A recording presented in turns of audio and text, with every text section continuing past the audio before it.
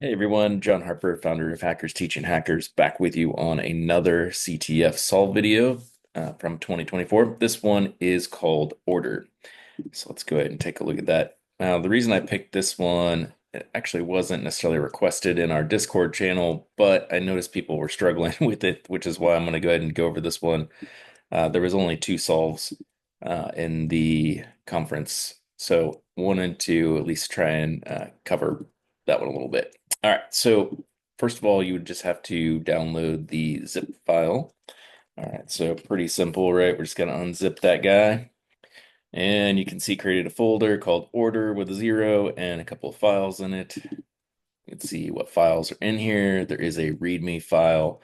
We'll go ahead and open that first. And it says flag Z, flag 7Z decrypts with an MD5.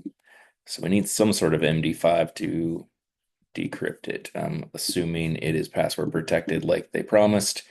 If we hit extract, yep, they're asking for a password. We also see that there looks like a compiled or a an ELF file potentially, right? Maybe some C code we could compile. We could take a look at that and something called order, which we can open up in an editor, and it looks like junk. Okay, cool. So that's what we have to work with. So let's go ahead and go into the order directory. List these files out. Cool. Let's go ahead and file needme.o. Yep, it's an ELF file. So typically with an ELF, you can just compile it. So we could do, dash O for output to needme as the compiled binary. And then we'll just go ahead and compile the .o file. When we do that, oh man, it didn't work. So something is up with this that's not actually compiling properly, which is strange. So weird. Let's maybe cat that needme file, needme.o, and take a look. All right, so when I cat the file, it looks like it's referencing a password Python script, perhaps. Yeah, and if we scroll up, there's a lot of blank space. And then, yeah, basically it is a Python script.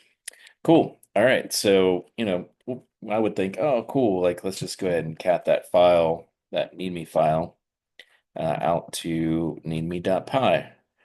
Well, the gotcha with this is that when you go to open the file, it is still junk. And that is because this is a legit ELF file, right? And when you do cat, it is a binary copy file utility. So it is going to give you junk.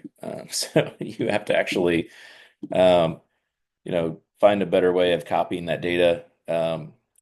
There's probably lots of ways to do this. I'm just going to do this manually by taking this, looks like print 42 at the end, all the way to the beginning, and I'm just going to manually copy that. And then what I'm going to do is I'm going to just touch a file, and I'll call it needme.py. So now we have a blank file. We'll go ahead and open that Sublime, paste that in, and let's go ahead and clear up some of this blank space in between just for readability. Cool. All right. And I want to print var 4242, which is why I removed the pound sign in front of it. It's doing some sort of tuples in here. And this is basically the key that it's reading from the table, essentially, if you've never used tuples. We'll go ahead and save that. So now we should be able to just run Python and then needme.py. All right, cool. So the Python script did its magic and it spit out password is blah, blah, blah, blah, blah. Cool. Well, I have a password now, but where do I use it? I mean, I don't think I can use it for the 7-zip because that is supposed to be an MD5. So let's actually take a look at this other file that's in here. We don't need me.o anymore, probably. So let's go and remove that. Let's file that other file that we had in here, which was order, and see what it is. Okay, so it looked like junk, but it actually is a GPG encrypted file. this looks like a great password to decrypt a GPG encrypted file. So let's go ahead and do that. It's asking me for the password. I'm going to go ahead and paste that in. And cool. So like my password, just asking me for a directory where it wants to put, or a file name rather. So I'll just call it out, I guess. Cool. So looks like I successfully decrypted that file. All right, so we don't need order anymore. So if we list it, now we really don't even need probably need me pie anymore. Just gonna clean this up for readability, and let's file what out is because we don't know what that is. All right, it's a ZPack file. All right. Um, so one of the things I like to do in CTFs is use obscure compression utilities. So I don't know if this will work or not, but yeah, okay, cool. If I right click on it, it doesn't say anything about extract. It's not built into Kali by default. So obviously what we want to do is just do a sudo apt install zpack and then go ahead and type in our password. Cool. And install zpack. Cool. Now I don't know how to use zpack, so let's just go ahead and do zpack and then dash dash help and get the command line syntax.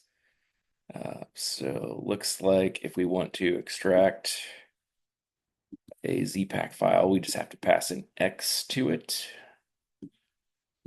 All right, so let's go ahead and try zpack X and then out and see what that does. All right, so it errored. So this was another fun thing that I ran into with this one was that in most cases, file formats will actually be read by the utilities that know how to open them, just through the magic header. It'll understand that that's what that file is, and you don't really even really need the extension most oftentimes. But with Zpack, I found out that you absolutely need the extension. So what we're going to do is we're going to move out to out.zpack. And then we'll go ahead and try that again. And cool, we're able to extract the compressed file. In this case, it was a tar file. So we'll go ahead and remove out zpack now. We don't need that. And if you wanted to, you could do an apt remove zpack if you don't really want it anymore. Up to you.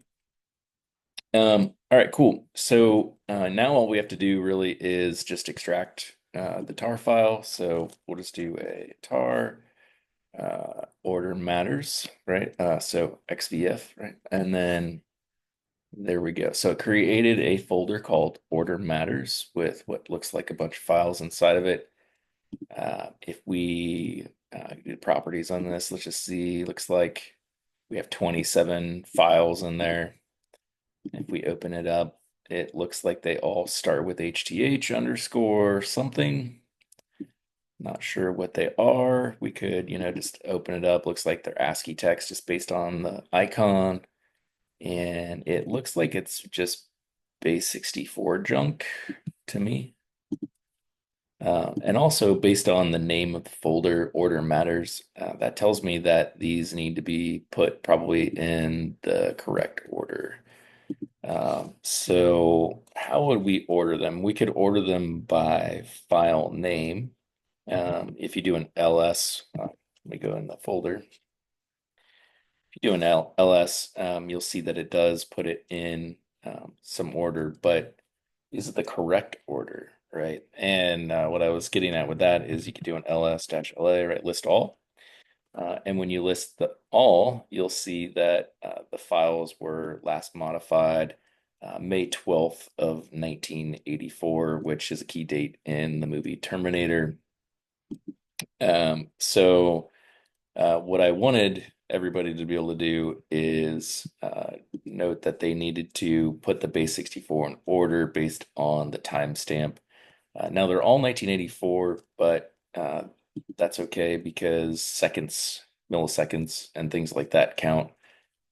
as well. So Linux understands that, and you can go ahead and put it in order. Now, if I were to sort this in order, I could do something like essentially like ls, and I could put it in order like with by time by doing a T, and then I could do like star, right? And then that would be all of them in order by time. And that's great.